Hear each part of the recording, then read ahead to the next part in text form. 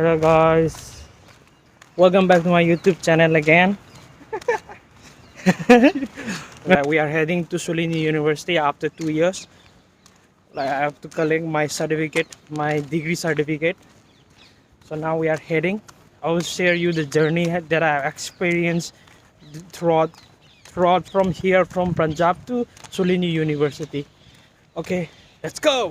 I usually say koi room partner ka ne ai ga dun Shoolini lai minara kang imana ba ma. Let's go, let's go.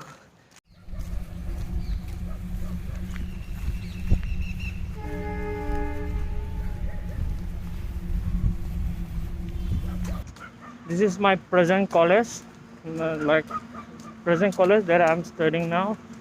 Now I'm heading from here to this place belongs to Kapurthala, Punjab. It's just about 12 kilometers away from Jalandhar.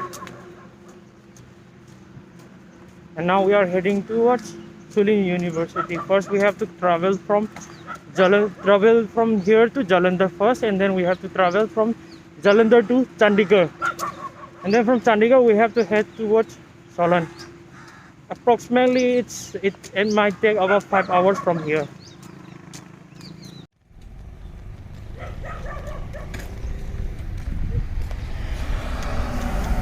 Okay, entry to maga thokpa yana bagi hostel jo entry to re the gate jo entry to re security ke akoi ajek kana bus harani ge ko college ma hong gi adu Jalandhar ba charani ajek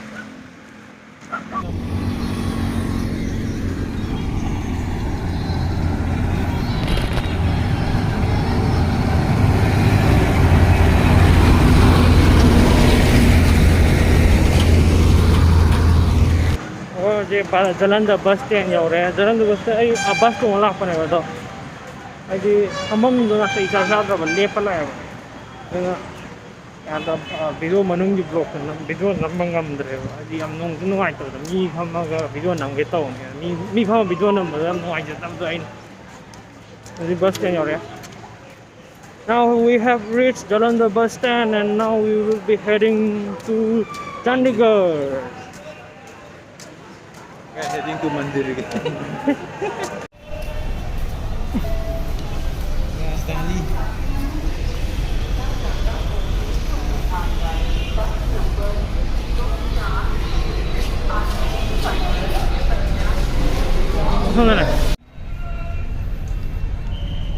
Bus stand je sina sona phang local ki ne ba khoi local bus stand sona mayam bus stand je na kana tong na I asked from Delhi, the last one, my home, I don't know what bus stand. So, Chandigarh, I don't know. So, we are going to Chandigarh now.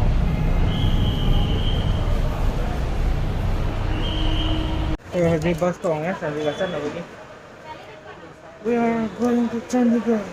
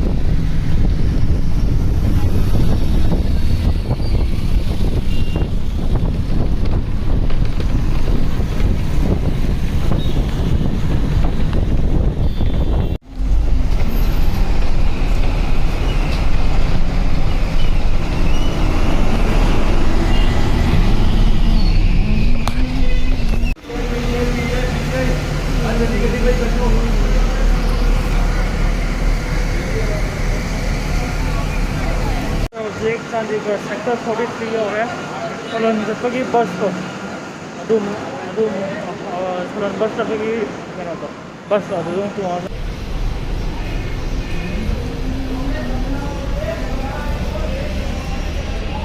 मुझे सोलन की बस तो है हवाई चारी ꯍꯥꯏꯗꯤ ꯑꯩ journey ꯆꯠꯄ ꯈꯨꯗꯤꯡꯒꯤ ꯍꯥꯏꯗꯤ ꯀꯩꯅꯣ ꯆꯥꯕ ꯍꯩꯅꯗꯦꯕ ꯑꯆꯝ ꯉꯥꯛꯇ ꯆꯥꯏꯕ ꯍꯋꯥꯏꯒꯨꯝꯕ ꯏꯆꯝ ꯆꯝꯕ ꯑꯗꯨꯝ ꯆꯥꯔ ꯆꯠꯂꯦ ꯑꯗꯨꯗꯤ ꯈꯔ ꯋꯥꯈꯜꯂꯦꯕ Hawai hawai.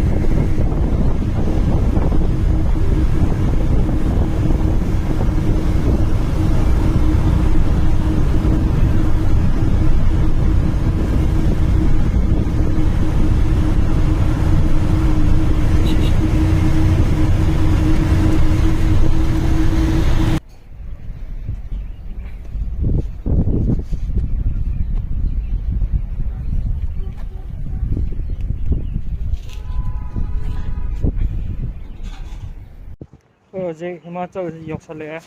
We have reached Himachal Pradesh. We are on Solan Hojik Tangar Solan Hojik view maning view jam.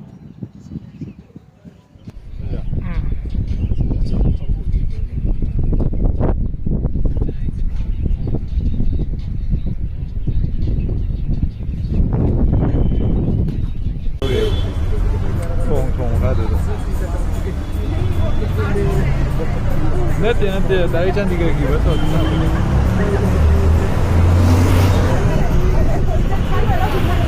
Nanti solan tu ada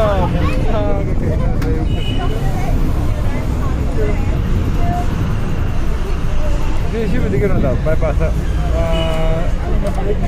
Bypass kamu tu nanti terus bus stand dari kamu mana? Bus stand lagi bypass bukan itu mana? Kalau Hojik Solan bypass ya orang. No, mari tale में अब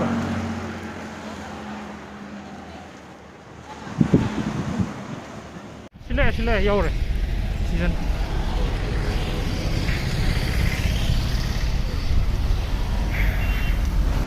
लंबी जल्ले खाई तो भी हम तो कुछ करना ताले में सिंग जल्ले में क्या डले में ने खाई तो भी माना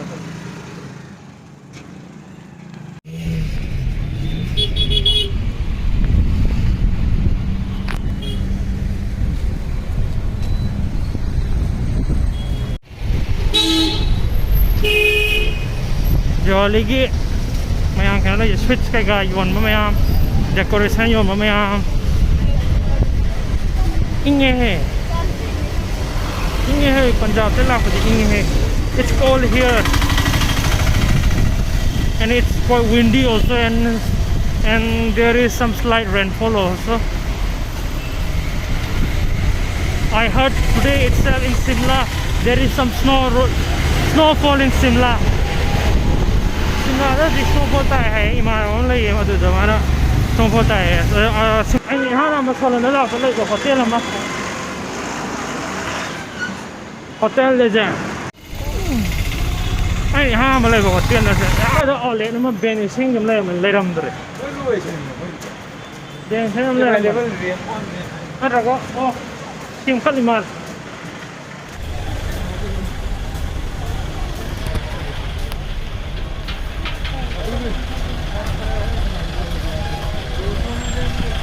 Dabi pin ke hai lebam ni hai lebam yang health conscious nu pam le me yang health conscious nu pam le me hai ge am na tai le sala almo yam ta nu pam le me Shoolini ta ko sin ya ne ja mai lebam ne tar ka hat ke hai Shoolini ki yong na ba koi bus na re ke bus tin thing hai di ngai bi bypass ngai bi ya to ke Himachal ki plastic na de ba ꯃꯣꯏꯗꯤ ꯈꯕꯔꯁꯤꯅꯦꯕ package ꯌꯣꯟꯕ ꯃꯇꯝꯗ ꯄꯣꯠ ꯌꯣꯟꯕ ꯃꯇꯝꯗ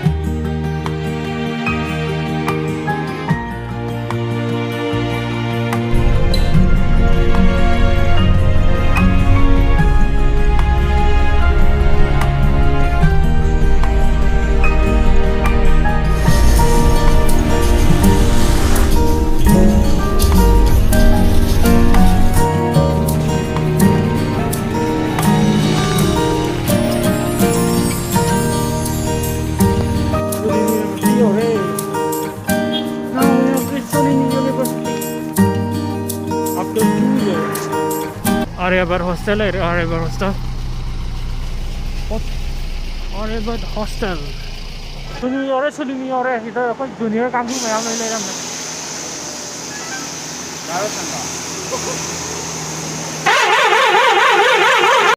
इधर palm लगे रोशन का उन्हें पाम से माना तीन में भाई बिचांग से हुई बहुत तीन ले मिनी में हमको तो उन्हें हमको तो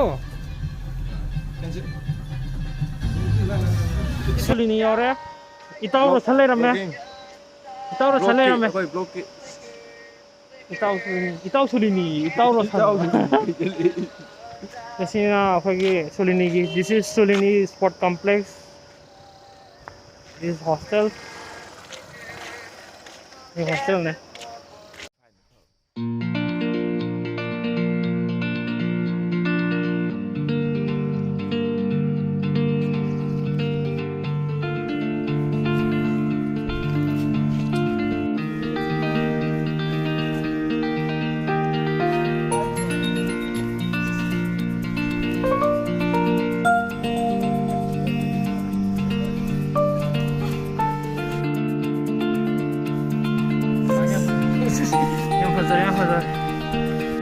들어. 해로 할래 해로.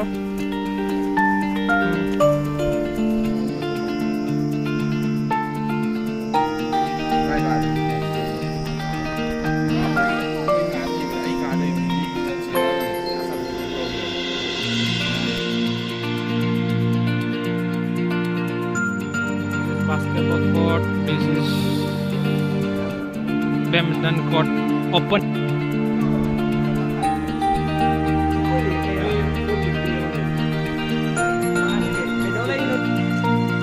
Basketball court futsal court ne koi refurbished basketball sina cricket keno ne sila na waya football je futsal sana re yaar we used to play futsal here and we dive a lot over here and we injure a lot over here also yam sogle asida nan thu da na adu ngasi hajiti color ga na sang da me kap chana thara me akhoi mata blue tha ho